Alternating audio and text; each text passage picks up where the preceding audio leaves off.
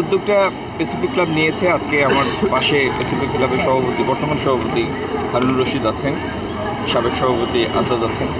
আমি হারুন রশিদ এবং তার টিমকে আমার অন্তঃস্থল থেকে ধন্যবাদ জানাই। এবং এই রকম কাজ যেগুলি সমাজের মধ্যে মেলবন্ধন আরও দৃঢ় করে এবং যেটার সাথে আসলে শুধু ছাত্রছাত্রী না, তাদের অভিভাবকদেরও সম্পৃক্তি আমরা লক্ষ্য করছি।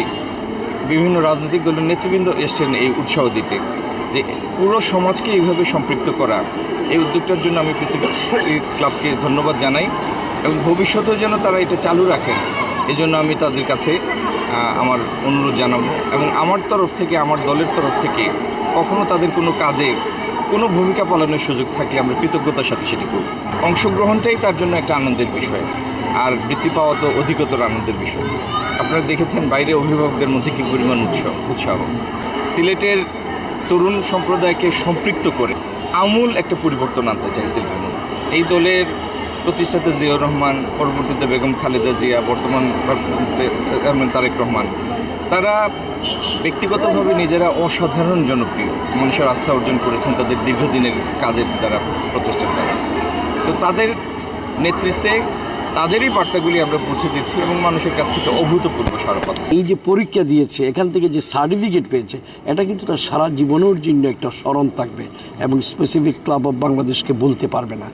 এই ক্লাবের সাথে সংশ্লিষ্ট সবাই উপস্থিত, তারা কিন্তু শুধু যে শিক্ষা খাতে তা নয়, সমাজে যারা আজকে বিপদগামী ছেলেরা, তাদেরকেও ফিরিয়ে আনার জন্য বিভিন্ন উদ্যোগ তাদের আছে। তারা আবার বন্যার সময় কাজ করে, অর্থাৎ মানব সেবার জন্য যে সমস্ত করা প্রয়োজন সেগুলোই কথা ইন রিয়েলিটি, ইন প্র্যাকটিক্যাল এটা বাস্তবায়িত করার জন্য তাদের যে এই মহতি উদ্যোগ, এটা অত্যন্ত প্রশংসার দাবি রাখে। প্যাসিফিক ক্লাব অফ বাংলাদেশ কর্তৃক আয়োজিত মেধাবৃত্তি পরীক্ষা 2025 যে আয়োজন করা হয়েছে, আমি কেন্দ্রীয় কমিটির সভাপতি। প্যাসিফিক ক্লাব অফ বাংলাদেশের যাত্রা 2011 সাল থেকে শুরু। আমরা প্যাসিফিক ক্লাব অফ বাংলাদেশের যাত্রা শুরু করেছিলাম প্রতিষ্ঠাতা সভাপতি জয়নুল আহমদ ভাইয়ের নেতৃত্বে। সিলেটকে পর্যটন নগরী ঘোষণার দাবিতে আমরা প্রথম যাত্রা শুরু করি। এই যাত্রার মাধ্যমে আমরা বিভিন্নভাবে মানুষের পাশে দাঁড়িয়েছি। বন্যার্থ মানুষের মধ্যে আমরা, আপনারা জানেন, বিগত 22-এর বন্যার সময় 7 থেকে 8 লক্ষ টাকা শুধু জন্তাপুর বন্যার্থদের মধ্যে আমরা বিতরণ করেছিলাম। এভাবে বিভিন্ন জায়গায় আমরা বন্যার্থ মানুষের পাশে দাঁড়িয়েছি এবং অতীতে বিভিন্নবার এভাবে আমাদের বৃত্তি পরীক্ষার আয়োজন করেছে। বিগত 2 বছর আমাদের বৃত্তি পরীক্ষাটা নেওয়া হয় নাই। তাই ধারাবাহিকতা আমরা এবছর আবার সম্মত হই বৃত্তি পরীক্ষা নিতে এবং আমরা শিক্ষা খাতে উন্নতি বাড়ানোর জন্য আরও বিভিন্ন পদক্ষেপ আমরা হাতে নিয়েছি। আমাদের মূল লক্ষ্য হচ্ছে মানব সেবা এবং মাদকাসক্ত থেকে ফিরিয়ে আনা এবং পিছিয়ে পড়া সমাজকে এগিয়ে নেওয়া। একটা ভালো উদ্যোগ নিয়েছে এবং তার মেধাবী স্টুডেন্টদেরকে কীভাবে বিসিএসে কম্পিট করার জন্য তৈরি করা।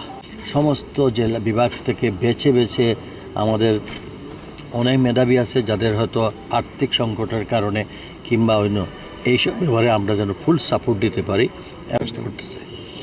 তা আমি আজকের এই যে আম্বখানা গার্লস স্কুল অ্যান্ড কলেজে প্যাসিফিক মেধাবৃত্তিতে সিলেট শহর এবং সিলেট জেলার বিভিন্ন স্কুল থেকে প্রায় 1000 শিক্ষার্থীর অংশগ্রহণ, এটা প্যাসিফিক ক্লাব ও বাংলাদেশের প্যাসিফিক মেধাবৃত্তির যথাযথ মূল্যায়ন এবং এই অবস্থান তা প্রমাণ করে। শিক্ষা গোটা দুনিয়ার মানুষের জাতির নৈতিকতা শিক্ষা থাকে, তাহলে এটাই গোটা বিশ্বকে অবদান রাখতে পারে, শান্তিও দিতে পারে, সমৃদ্ধি করতে পারে। যেটার ইতিহাস আমরা মধ্যযুগে দেখি, 730 খ্রিস্টাব্দ থেকে প্রায় 1400 খ্রিস্টাব্দ পর্যন্ত যে মুসলমানরা সারা দুনিয়া শাসন করেছে, তাদের মধ্যে বৈজ্ঞানিক ছিল, ইঞ্জিনিয়ার ছিল, ডাক্তার ছিল, প্রফেসর ছিল, দার্শনিক ছিল, কবি ছিল।